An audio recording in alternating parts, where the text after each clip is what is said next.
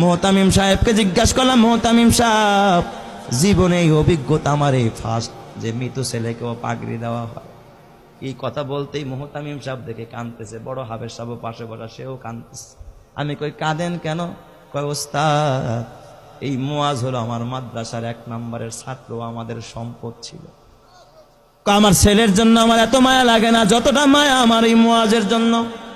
আমি বললাম, এত কি গুণ হয় এই মুয়াজের? কয় ওস্তাদ, মুয়াজ 18 মাসে কোরআনের হাফেজ হয়, জীবনে পাগড়ি ছাড়া নামাজ পড়ে নাই, মুয়াজের বাবা নাই, মুয়াজের মা বড় অসহায়, এই মাদ্রাসা লিল্লা বোর্ডিং এ মুয়াজ রে এতিমখানায় ফ্রি খাওয়াই, আমরা চিকিৎসা পর্যন্ত আমরা করাই।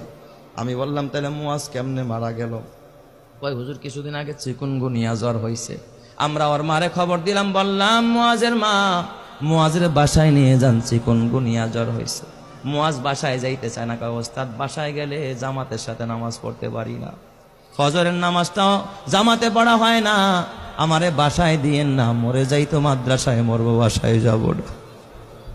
হুজুর কসম আল্লাহ, আর এই মুয়াজ, ওর পুরা মাদ্রাসায় আর একটা সুনাম, মুয়াজ বাসায় যায় না, মৃত্যুর আগের দিনও জোহরের নামাজটা মসজিদে গিয়া পড়েছে, আসর থেকে নিয়ে তার অবনতি, রাত্রিবেলায় এশারের নামাজের পরে আমরা পার্শ্ববর্তী ক্লিনিকে নিয়ে গেলাম, সেখানে বাবা এই অক্সিজেন লাগায় রাখছে, প্রায় গভীর রাত্রে মুয়াজ ওই রাতে ইন্তেকাল করেছে। হুজুর, মুয়াজ ইন্তেকাল করেছে, আমরা স্তব্ধ হয়ে গেছি। মুয়াজের দাফনটা আমাদের মাদ্রাসার গেটের পাশে মাদ্রাসার কবরস্থানে আমরা করেছি।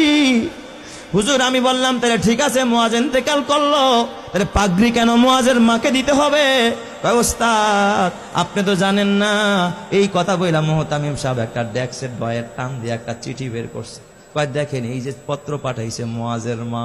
আমি চিঠিটা খুইলা দেখি, মুয়াজের মা লিখছে সংক্ষেপে, ওস্তাদ হাফেজ সাহেব, সব ছাত্রকে পাগড়ি দিবেন, কিন্তু আমার কলিজার টুকরা, আমার কলিজা সেরা ধন মুয়াজরে পাগড়ি থেকে বঞ্চিত কইরেন না, আমার মুয়াজরে পাগড়িটা দিবেন।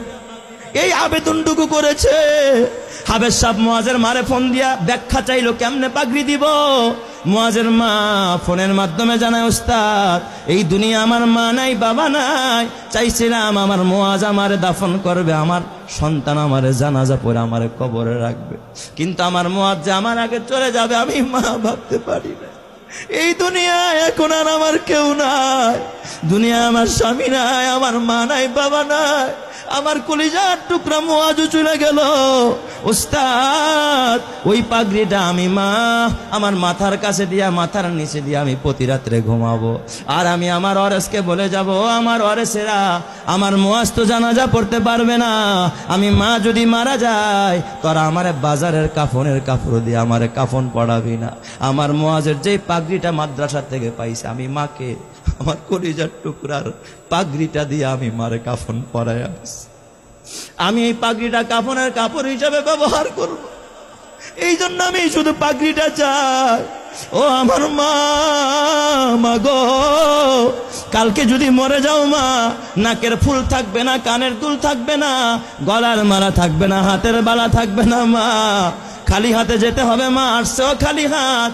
এই রূপ দ্বারা যৌবন এক সময় জং ধরে যাবে মা, নিজে আলেম হইলা না, হাফেজ হইলা না, সন্তান রে আলেম আর হাফেজ বানাইতে পারলা না, অন্তত হাফেজ বানানোর জন্য একটা ঘর বানায়া দাও, একটা ভবন বানায়া দাও মা, যেখানে 24 ঘন্টা কোরআনের তেলাওয়াত হবে, যেখানে 24 ঘন্টা এ বাবা তাহাজ্জুদের নামাজ হবে, নামাজ হবে, ইবাদত হবে, রবের গোলামি হবে, কোরআন পড়ো, কিতাব পড়ো, ওলি আল্লাহর লেখা, 2 নয়নে যায় না দেখা, ওই কপালের লেখা।